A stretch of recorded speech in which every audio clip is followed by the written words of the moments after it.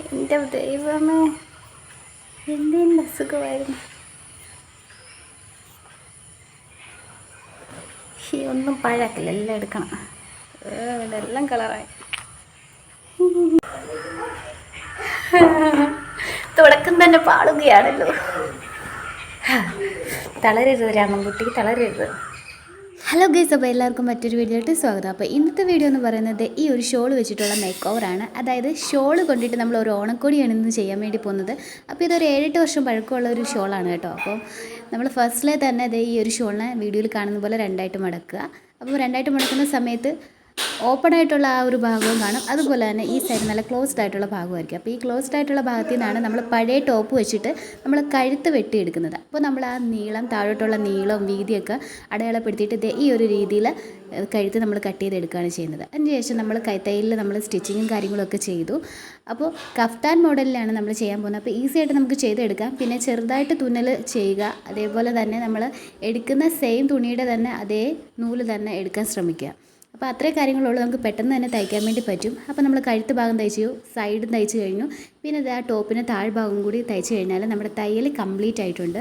അപ്പോൾ ഡീറ്റെയിൽ ആയിട്ട് നമ്മൾ കഫ്താൻ ചെയ്യുന്ന ഒരു വീഡിയോ നമ്മുടെ ചാനലിൽ നേരത്തെ അപ്ലോഡ് ചെയ്തിട്ടുണ്ട്. അപ്പോൾ കാണാൻ താല്പര്യമുള്ളവർ അതും കൂടി ഒന്ന് കണ്ട് സപ്പോർട്ട് ചെയ്യുക.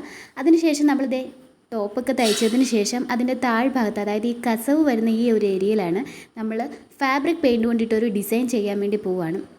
അപ്പോൾ അതിന് വേണ്ടി നന്നായിട്ട് നമ്മുടെ തുണി ടൈറ്റ് ചെയ്തിരുന്നാലേ നമുക്ക് വരയ്ക്കാൻ വേണ്ടി പറ്റത്തുള്ളൂ. അപ്പോൾ ഞാനൊരു നോട്ട്ബുക്ക് അതിനുള്ളിൽ കൊടുത്തിട്ടുണ്ട്. അതിന് ശേഷം ആ ഒരു തുണി നന്നായിട്ട് അവിടെ ടൈറ്റ് ചെയ്ത് വെച്ചതിന് ശേഷം ഇതേപോലെ വരച്ചു കൊടുക്കുകയാണ് ചെയ്യുന്നത്. ഇതേപോലെ കുറേ വരകളാണ് ഞാൻ ആ കസവ് വരുന്ന ഭാഗത്ത് ചെയ്ത് വെച്ചിട്ടുള്ളത്.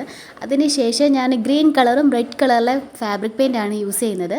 അപ്പോൾ ഈ രണ്ട് ഫാബ്രിക് പെയിൻറ്റ് വെച്ചിട്ടാണ് ഇനി അടുത്ത പരിപാടി. അതിനോടൊപ്പം തന്നെ കുറച്ച് ബഡ്സും കൂടി എടുത്തിട്ടുണ്ട്. അപ്പോൾ ബഡ്സിൻ്റെ ആവശ്യം കൂടെ ഉണ്ട് നമുക്ക് വരയ്ക്കാൻ.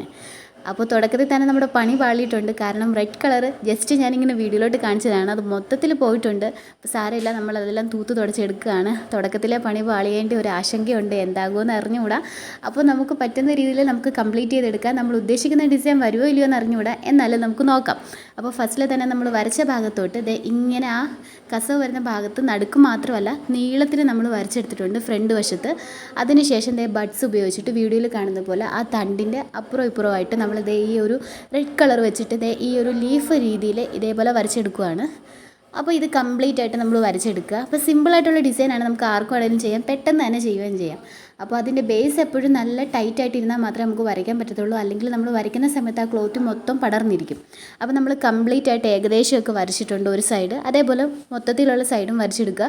പിന്നീട് നമ്മൾ ആ നടുക്കൂടെ പോകുന്ന ആ ഒരു തണ്ടിലെല്ലാം ഇതേപോലെ ഗ്രീൻ കളറ് ജസ്റ്റ് ഒന്ന് ലൈൻ, ഒരുപാട് ഫാബ്രിക് പെയിൻറ്റ് കോരി ഒഴിക്കേണ്ട, നമ്മൾ ജസ്റ്റ് ഒന്ന് ടച്ച് ചെയ്ത് പോയാൽ മാത്രം മതി. അതും കൂടി ചെയ്ത് കഴിയുമ്പോഴത്തേക്കിനും നമ്മുടെ ഫാബ്രിക് പെയിൻറ്റ് ഉപയോഗിച്ചിട്ട് നമ്മൾ ഡിസൈൻ ചെയ്തത് കംപ്ലീറ്റ് ആയിട്ടുണ്ട്. അപ്പോൾ ഇതാണ് നമ്മുടെ സിമ്പിൾ ലുക്ക്. അപ്പോൾ കഫ്താൻ മോഡലിൽ നമ്മൾ സ്റ്റിച്ചിങ്ങും ചെയ്തിട്ടുണ്ട്, അതിനുശേഷം ഫാബ്രിക് ഡിസൈനും നമ്മൾ ചെയ്തിട്ടുണ്ട്. അപ്പോൾ ഇതാണ് ഫൈനൽ ലുക്ക് എന്ന് പറയുന്നത്.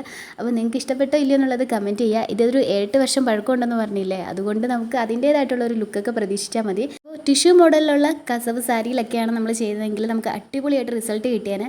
അപ്പോൾ ഈ ഒരു ലുക്ക് നിങ്ങൾക്ക് ഇഷ്ടപ്പെട്ടിട്ടുണ്ടെങ്കിൽ ഒന്ന് ട്രൈ ചെയ്ത് നോക്കുക. അടുത്ത വീഡിയോ ആയിട്ട് വീണ്ടും കാണാം. Bye bye.